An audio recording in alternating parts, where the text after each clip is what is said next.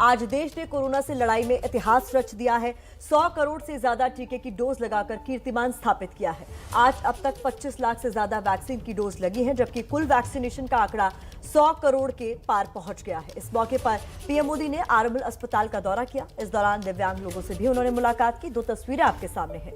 तो 100 करोड़ के पार हो चुका है वैक्सीनेशन का आंकड़ा।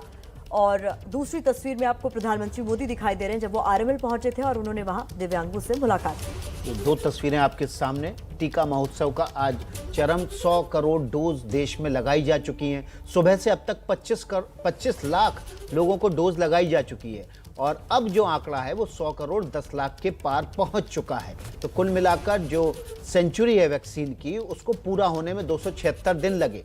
200 दिन में हाफ सेंचुरी हुई और अगले 76 दिन में ही सेंचुरी बना दी गई। तो प्रधानमंत्री के सामने जिन लोगों को टीका लगाया उनमें से कुछ दिव्यांग लोग भी आरएमएल में मौजूद थे। ऐसे ही दिव्यांगों में से एक वाराणसी के अनूप राय थे, जिनसे पीएम मोदी ने बात की। एबीपी न्यूज संवाददाता प्रशांत ने अनूप से बातचीत की, सुनाते हैं आपको। मेरे साथ दिल्ली के पड़पड़गंज की पूनम अग्रवाल और उनकी बेटी छवि अग्रवाल हैं।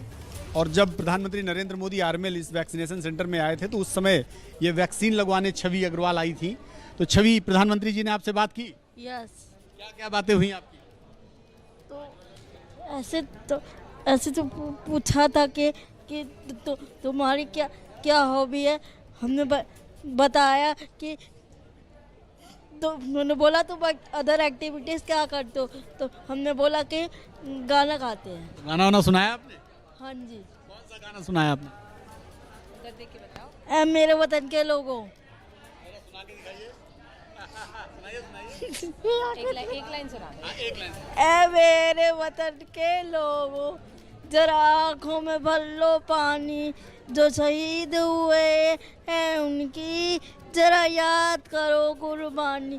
जब घायल हुआ हिमालय, खतरे में पड़ी आज़ादी, जब तक की सांस लड़े तो फिर अपनी जान गवा दी। जंजीर पे रखे माता, सो गए अमर बलिदानी, कुछ याद उन्हें भी कर लो। चलो कोई बात। तो पीएम साहब ने बधाई दी आपको? हाँ। क्या कहा पीएम साहब ने? उन्होंने अपना आशीर्वाद दिया और जब इसने बताया ना कि मैं गाना गाने का शौक़ रखती हूँ तो उन्होंने कहा गाना सुनाओ कोई देशभक्ति का, तो इसने एकदम से गाना शुरू कर दिया। तो उसके बाद उन्होंने बहुत खुश हुए। उन्होंने इसके बारे में काफ़ी कुछ मुझसे बातें की कि आप इसकी देखभाल कैसे करते हो, वैक्सीनेशन इतनी देर से क्यों कराया वगैरह वगैरह। मैंने उनको रीज़न बताया। उसके बाद इसने कहा कि मुझे सर आपके साथ फ़ोटो खिंचवानी है। तो फिर बहुत से फ़ोटोग्राफर्स थे वहाँ पर, लेकिन हमने अपने मोबाइल से फ़ोटो खिंचवाई। तो उन्होंने आशीर्वाद देते हुए फ़ोटो खिंचवाई। तो आज का दिन हमारे लिए अस्मरणीय है कि एक तो जो आज ऐतिहासिक पल है कि 100 करोड़ वैक्सीनेशन पूरी हुई है, कि हमें बहुत ही अच्छा लग रहा है कि हम उसका एक हिस्सा बने। और छवि को तो बहुत ही अच्छा लग रहा है कि आज हम अपने देश के प्रधानमंत्री जी से बिल्कुल रूबरू, हमने उनका आशीर्वाद भी लिया, उनसे बातें भी की। और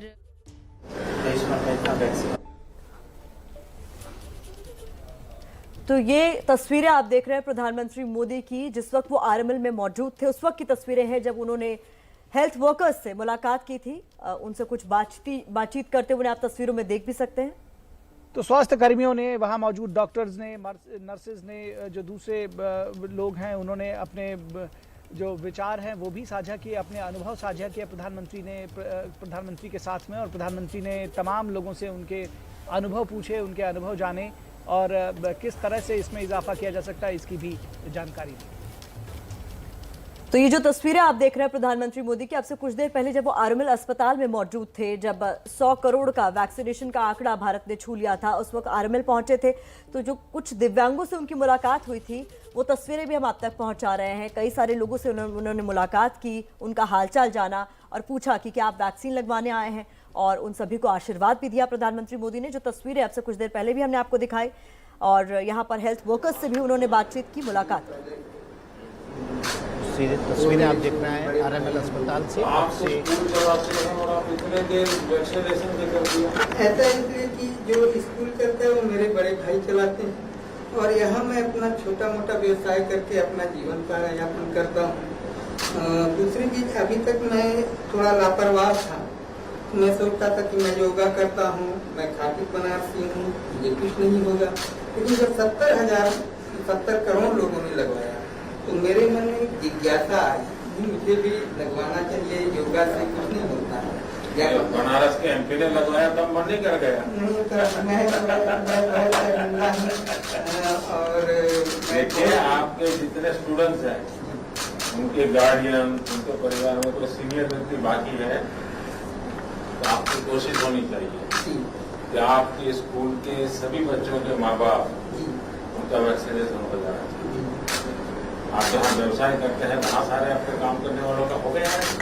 आपने पहले लोग समाज में विकलांग शब्द जब कहते थे तो बड़ा मन में कष्ट होता था और अपमान महसूस होता था, लेकिन आपने दिव्यांग नाम दे करके हम लोगों को बड़ा दिव्यांग बना दिया। इसलिए जन्म से समस्या ये जन्म से बनारस में 1979 में मेरी माँ एक गांव में रहती थी। उस समय लाइट नहीं थी और पिताजी शिक्षक थे सरकारी स्कूल में, तो माता जी की जानकारी नहीं थी। जैसे ही उन्होंने लौकी का पहला थाप काटा वैसे ही पिताजी आ गए, उन्होंने बताया कि आज से बल्कि वो सूर्य ग्रहण का प्रकोप है, आज ऐसा नहीं करना चाहिए।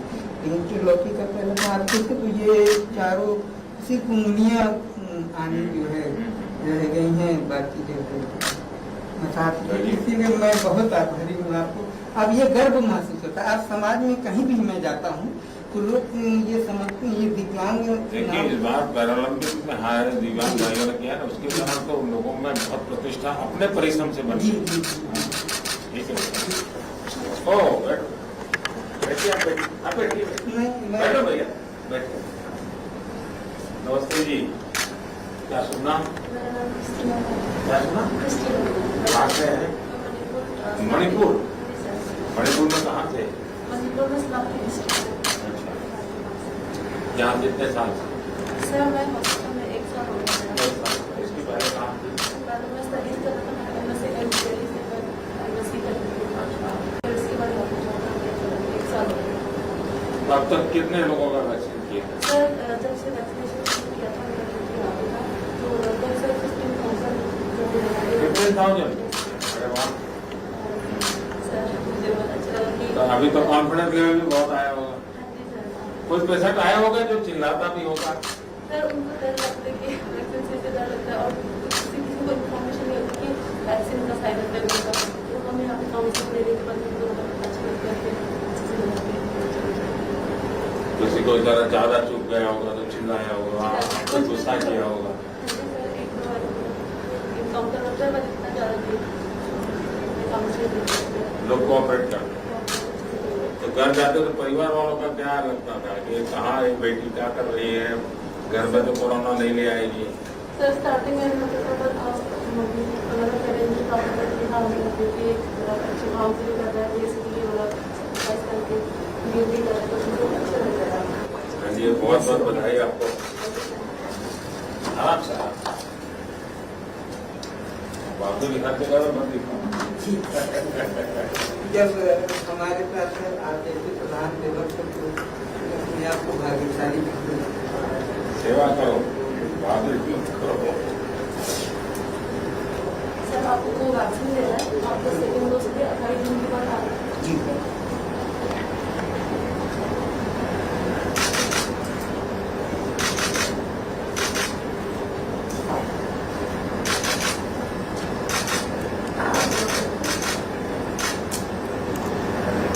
वैक्सीनेशन के बाद यहाँ पे आना जरूरत है और अगर कोई तकलीफ है तो यहाँ पे डॉक्टर है, नर्सेस है, उनको बताना है और वहाँ जाने के बाद अगर फीवर आ रहा है तो पैरासिटामोल का दे अगर कुछ और ज़्यादा सीवियर हो गया तो आपके जो घर के आसपास का इमरजेंसी जो भी हॉस्पिटल है वहाँ पे रिपोर्ट करना है।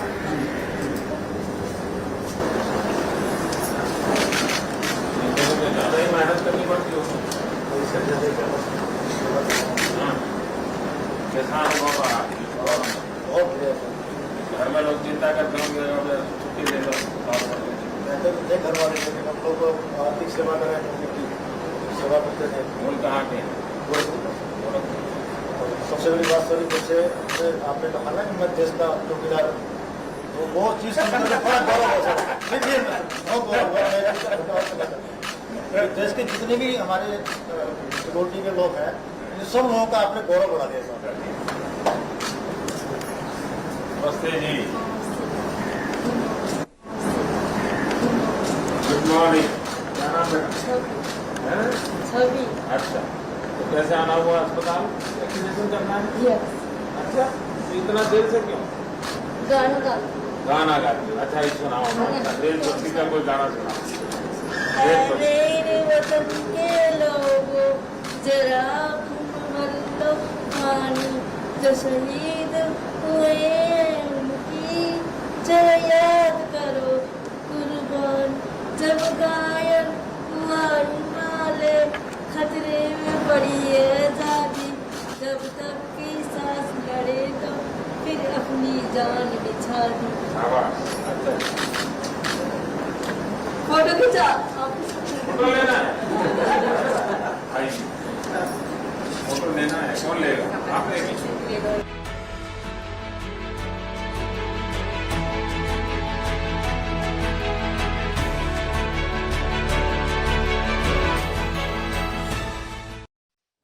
प्रधानमंत्री नरेंद्र मोदी की ये तस्वीरें आप देख रहे थे जब वे आरएमएल अस्पताल पहुंचे थे।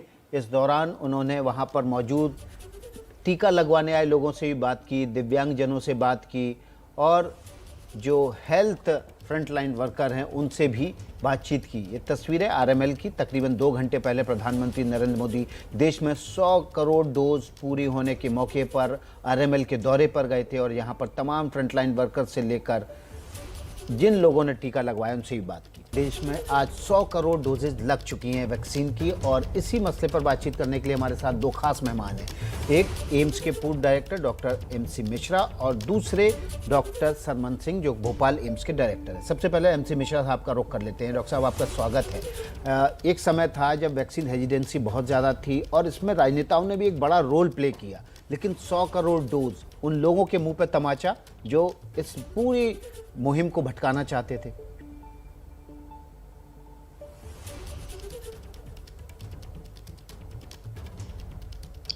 नहीं, उसको उस तरह से ना लें। मैं समझता हूँ अपना अपना जो किरदार है सबने उसको निभाया है और आज हम इसका हम लोगों को अवलोकन करके और इसको सेलिब्रेट करना चाहिए। ये एक बहुत, जिसको मैं साइज में कहूँ तो कोई साइज इसमें फिट नहीं होगा। ये उपलब्धि और ये सफलता जो भारत को मिली है और उसमें अत्यंत बहुत सारे लोगों का योगदान बहुत महत्वपूर्ण रहा है, जिसमें जो वैक्सीन मैन्युफैक्चरर्स हैं जो बना रहे थे, सीरम इंस्टीट्यूट, भारत बायोटेक, खासतौर से सीरम इंस्टीट्यूट, क्योंकि अधिकतर जो डोजेस लगी हैं वो कोविशील्ड की लगी हैं और हमारी अपनी वैक्सीन जो कोवैक्सीन जो भारत में ही जिसका शोध हुआ और भारत में ही उसका निर्माण हुआ, वो भी अपने में एक बहुत महत्वपूर्ण एक हम लोगों के लिए सेलिब्रेट करने के लिए एक मौका हुआ, जिसकी वजह से आज हम इतनी सुदृढ़ स्थिति में पहुंच गए हैं कि 100 करोड़ डोज लग गई हैं। और देखिए, अगर आप माने सही मायनों में तो मार्च से टीकाकरण शुरू हुआ सभी लोगों के लिए और आज सितंबर में 6 महीने हुए उसको, अक्टूबर आधा मिला लीजिए तो 6.5 महीने में। उससे पहले तो हेल्थ केयर वर्कर्स और बाकी लोगों को लग रहा था उससे पहले जी। तो 6 महीने में ये बहुत ही बड़ी उपलब्धि इसको मैं कहूँगा और इसमें हमारे भारत सरकार भी बधाई के और शुभकामनाओं की पात्र है, राज्य सरकारें भी और इतने करोड़ों स्वास्थ्य कर्मी, लाखों, और आप लोगों का भी बहुत इसमें योगदान रहा है। ठीक है, कुछ मीडिया का वर्ग भी ऐसा था जो बहुत नकारात्मकता फैला रहा था, उसके बावजूद लोगों ने आगे से आगे आके टीकाकरण का हिस्से बने और आज हम ऐसी अवस्था में पहुंचे कि देखिए उत्तर भारत में, उत्तर पूर्वी भारत में बहुत स्थिति हमारी मजबूत है कोविड पैंडेमिक को लेके। केवल कुछ दक्षिण राज्यों में अभी भी संक्रमण आ रहा है, लेकिन अब चूंकि हमने इतनी बड़ी उपलब्धि की है तो हमें वहीं पे संतुष्ट नहीं हो जाना है और हमें अब ये भी देखना है कि दुनिया के बहुत सारे ऐसे देश हैं। डॉक्टर MC मिश्रा, आपके इसी सवाल को मैं आगे बढ़ाऊंगी सर, और डॉक्टर सरमन आपका रुख करना चाहूंगी। जैसा कि डॉक्टर MC मिश्रा कह रहे हैं कि हमें यही नहीं रुक जाना है, इसी को बड़ी उपलब्धि मानकर अब रफ्तार धीमी नहीं होनी चाहिए बल्कि इसे गति पकड़े, उसके लिए क्या महत्वपूर्ण हो जाता है। क्योंकि वो तस्वीरें भी आपने देखी है जहां गांव और कस्बों में जब हेल्पलाइन वर्कर्स जा रहे थे लोगों को वैक्सीनेट करने के लिए, तो उन्हें दौड़ा कर मारा गया क्योंकि लोगों में एक तरीके से जागरूकता नहीं थी। जी बिल्कुल, आपने बिल्कुल बहुत सही बात कही कि देखिए ये बहुत बड़ा अचीवमेंट है, नो डाउट, और लेकिन इसके साथ हमको कॉम्प्लेसेंसी नहीं करनी है, हमको यहीं नहीं रुक जाना है। अभी हमको ये भी देखना है कि दूसरी साइड ये भी हमारी कि 70 करोड़ लोग अभी ऐसे हैं जिनको दूसरी डोज नहीं लगी है। तो हमारी सरकार को, हमारे जो स्वास्थ्य कर्मी हैं उनको, और जो एडमिनिस्ट्रेशन के सारे लोग लगे हुए हैं, और आपके माध्यम से हम आप सब लोगों को भी कहना चाहेंगे कि अभी हमारा फोकस सेकंड डोज पे रहना चाहिए। बिकॉज अगर देखें तो लगभग 21% लोगों को ही कंप्लीट वैक्सीनेशन जिसको कहते हैं वो हुआ है। तो एक तरफ हमारा सेलिब्रेशन है अचीवमेंट के लिए, लेकिन हमको इससे कॉम्प्लेसेंट नहीं होना है और हमको ये नहीं सोचना है कि हमने बहुत बड़ा काम कर दिया, अब हमको कुछ नहीं करना है। यस, ये बहुत बड़ा अचीवमेंट है, हमने बहुत कुछ अचीव किया, जैसा कि प्रोफेसर मिश्रा बता रहे थे। मैन्युफैक्चरर्स हों या जो अपने मीडिया कर्मी जितने भी हों, स्वास्थ्य कर्मी हम लोग हों, या जो लीडरशिप जो हमारे प्रधानमंत्री जी की हो, या जितने भी स्वास्थ्य मंत्री हों, या जो चीफ मिनिस्टर्स हों, या जो फ्रंट लाइन में दूसरे भी वर्कर बहुत सारे थे, उन सबका शुक्रिया भी करना है। लेकिन ये भी हमको देखना है कि अभी कंप्लेसेंसी हम में नहीं आनी चाहिए, जैसी कि पब्लिक में आ गई। पब्लिक को लगने लगा है कि एक वैक्सीन लग गई, अब कोरोना खत्म हो गया, अब क्या जरूरत है दूसरी वैक्सीन की। तो ये कंप्लेसेंसी बिल्कुल नहीं आनी है, क्योंकि हमको अभी 70 करोड़ लोगों पर नजर रखनी है। हमारी 100 करोड़ ठीक है, बहुत अच्छी बात है, लेकिन इसके साथ ही साथ हमको वो 70 करोड़ लोग जिनको अभी सेकंड डोज नहीं लगी है उनको भी ध्यान में रखना है, और उनकी तरफ हमें हेजिटेंसी है या कॉम्प्लेसेंसी है या क्या रीजन है, उनको दोनों चीजों को ध्यान में रखते हुए उन तक पहुंचना है। जी, तो डॉक्टर सरमन सिंह और डॉक्टर MC मिश्रा हमारे साथ बने हुए तो बता रहे हैं कि चुनौती अभी खत्म नहीं हुई है, एक चुनौती ही एक पड़ाव उसका पार हुआ है, अगला पड़ाव अभी बाकी है और उसके लिए कॉम्प्लिकेंसी नहीं आनी चाहिए।